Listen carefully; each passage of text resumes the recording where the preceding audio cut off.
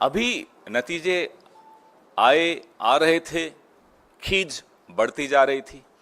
खींच साहब लोगों की ऐसी बढ़ी कि उन्होंने संसद के परिसर में, जहां हम लोग सब बैठकर संसदीय मर्यादाओं का, संविधान का और लोकतंत्र को बचाने के लिए जहां हम धरने पे बैठते थे, शांतिपूर्ण प्रदर्शन करते थे, बापू महात्मा गांधी जी का जो स्टैच्यू है, बड़ा ऐतिहासिक स्टैच्यू है, आप लोग अक्सर कैमराज में उसको दिखाते हो, और जैसा मैंने कहा, उन्हीं के चरणों में बैठकर, यही भाजपा जब विपक्ष में होती थी, ये लोग भी उन्हीं के चरणों में बैठकर हमारे खिलाफ विरोध करते थे और लोकतंत्र की रक्षा करते थे, संविधान की रक्षा करते थे।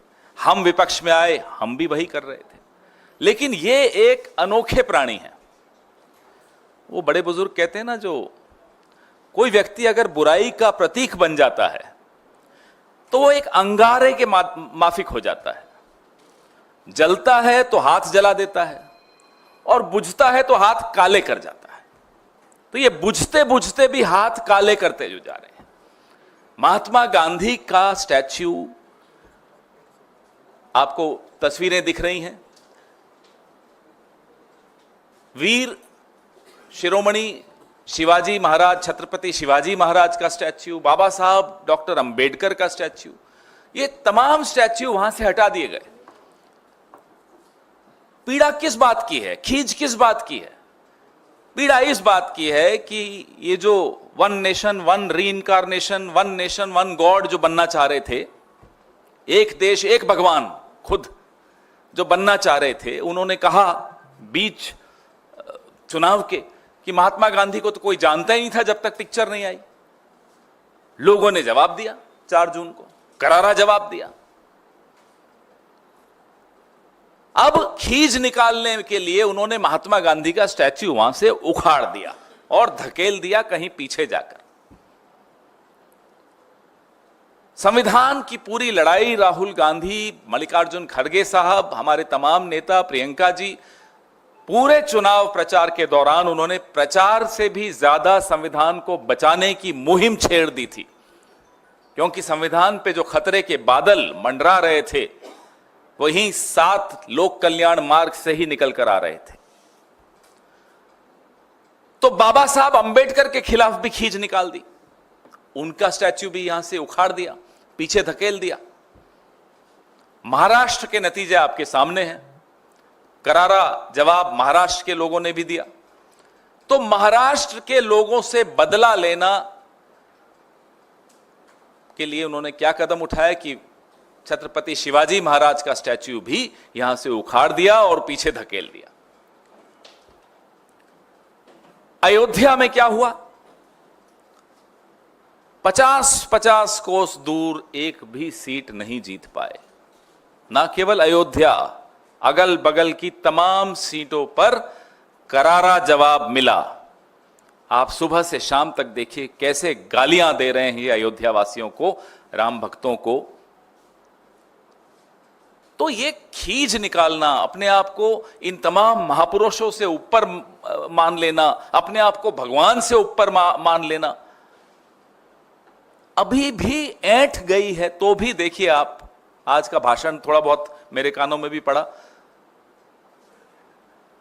इतना अटपटा भाषण, खींच इतनी ज्यादा, झेप नहीं मिटा पा रहे।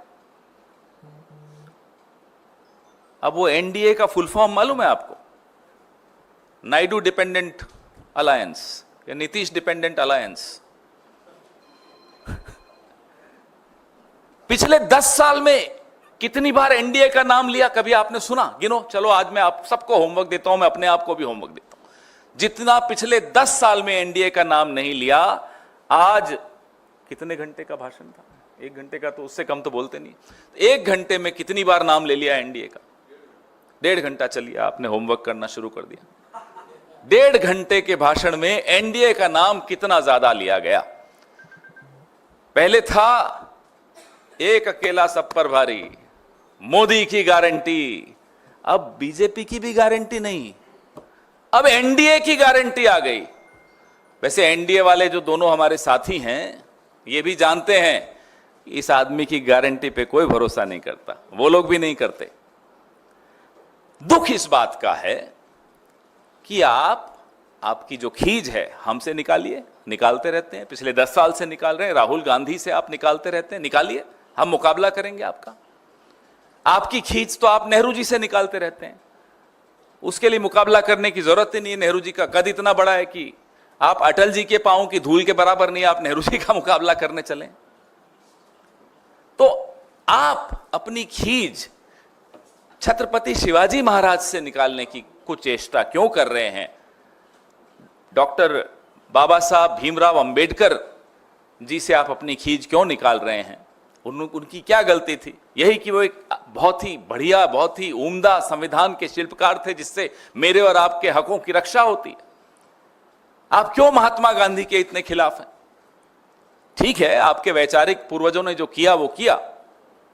आपके वैचारिक पूर्वजों ने गांधी पर गोली चलाई तो गोली चलाने से पहले वो भी झुके थे उनके सामने। जिस तरह से आज आप संविधान के सामने झुक रहे थे ना, हमारे मन में यही विचार आ रहा था कि जब राजीव जी की हत्या की, वो महिला भी राजीव जी को पहले हार पहनाया, उनके सामने झुकी और फिर हत्या की। तो आज मैं बड़ा घबरा रहा था जब ये संविधान के आगे झुक रहे थे। हम मांग करते हैं कि जो 2 कमिटियां बनी थी, ये मेरी प्रेस विज्ञप्ति में दोनों कमिटियों की जिक्र है। एक कमिटी है JPC on maintenance of heritage character and development of parliament house complex, और दूसरी है committee on installation of portraits, statues of national leaders and parliamentarians in the parliament house complex. ये 2 कमिटियां हैं। आपको हैरानी होगी जानकर कि ये जो कमिटी है पोर्ट्रेट्स और स्टैच्यूज वाली, इसकी आखिरी मीटिंग 18 दिसंबर 2018 को हुई थी। 6 साल से कोई मीटिंग नहीं हुई। और कल जब जयराम रमेश जी ने मुद्दा उठाया ट्वीट करके, 2 बजे उठाया था, लगभग 8 बजे ये जवाब देकर फिर झूठ बोलते हैं कि राजनीतिक दलों से बात हुई थी। किसी राजनीतिक दल से कोई बात नहीं थी। तो हम यह स्पष्टीकरण चाहते हैं, भारत की जनता को यह बताएं, महाराष्ट्र की जनता को बताएं। खैर, छत्रपति शिवाजी महाराज सिर्फ महाराष्ट्र के नहीं, हम सबके हैं, हम सबको बताएं। बाबा साहब अंबेडकर सबके हैं, महात्मा गांधी तो पूरे विश्व के हैं ही। हम सबको आप बताइए कि इन महान विभूतियों को हटाने के पीछे आपकी मंशा क्या है?